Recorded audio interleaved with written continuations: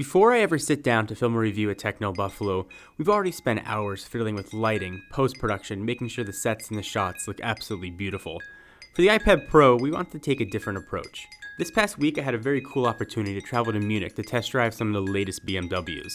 And what better chance to test Apple's Pro device than to actually use it on the road.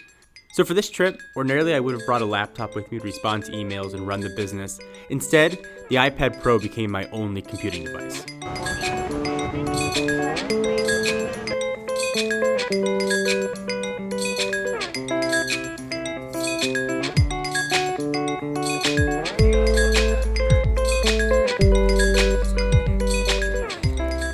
The majority of my day, whether I'm traveling or not, is just replying to emails, so I had to make sure that the iPad Pro could handle that.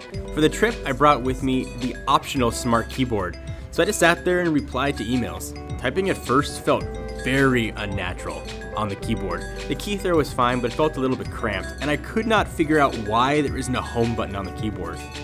I would have loved something like the BlackBerry Priv style scrolling on the keys, but it worked and it worked well enough. We'll do a ton more coverage though on the keyboard accessory.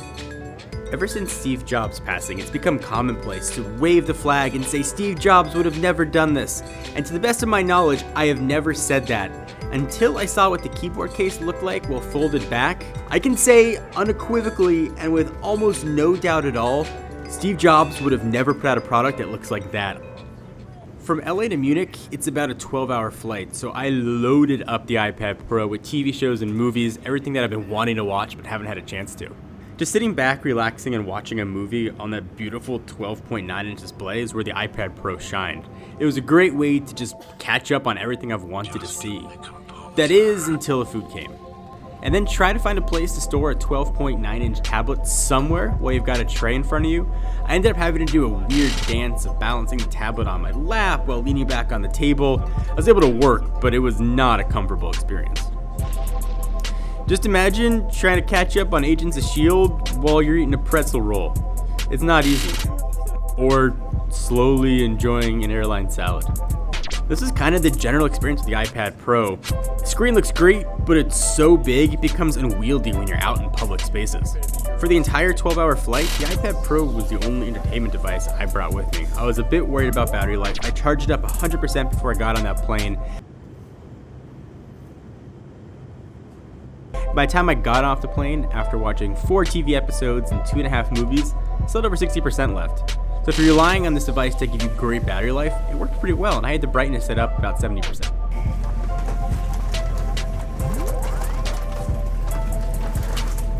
So as soon as Ron and I landed, we were filming an hour and a half later. So after a long day, I just wanted to relax in bed, catch up on some videos, and finish the movie I started on the airplane. Warning though, excessive chest hair ahead.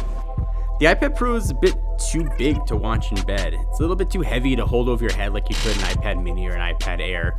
And when you're using the smart keyboard, there isn't really a comfortable way to stand the thing up without having it sort of rock and roll. So I ended up swapping the smart keyboard for the additional smart cover to at least find another way to prop it up and watch my movie. When you are watching a movie or TV show or maybe a video on Techno Buffalo, the new speakers sound great, and there's 4 of them, so they almost sound twice as good.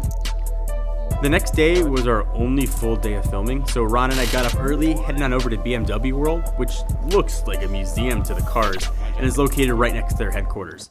So I figured it was a good time to make our shot list, so we busted out the pencil, which there's no convenient place to put it, but it did work really well. We were able to create our shot list, we were able to highlight, the pressure sensitivity worked really well, which for $1,000 plus, it worked like a pen and paper. So again, not sure why you wouldn't just use a pen and paper. Of course, it's digital, so you can email it a lot easier, but I guess you could save a couple bucks and just take a picture of the pad that you just wrote on. But if you do want to splurge for the Apple Pencil, it does work well.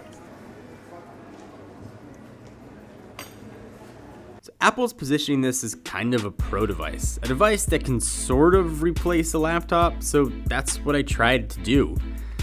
In my hotel room, replying to emails and running the site, it was okay, but a bit cumbersome, and it sort of highlights, I think, the shortcomings of iOS, but the iPad Pro also highlights the best parts of iOS. Multitasking worked as advertised. I was able to edit a Word document while checking some articles on Techno Buffalo without any issue at all. Apple packed a ton of horsepower into the iPad Pro. The A9X was really fast. I was able to multitask much better than I could on my Retina MacBook even. So the iPad Pro is in a lot of ways limited by iOS. I kind of get the feeling it wasn't made for iOS 9, but perhaps what's coming next in iOS 10? So yeah, it would have been easier if I brought a laptop with me, or maybe I brought a Surface Pro 4, but it wouldn't have been close to as much fun.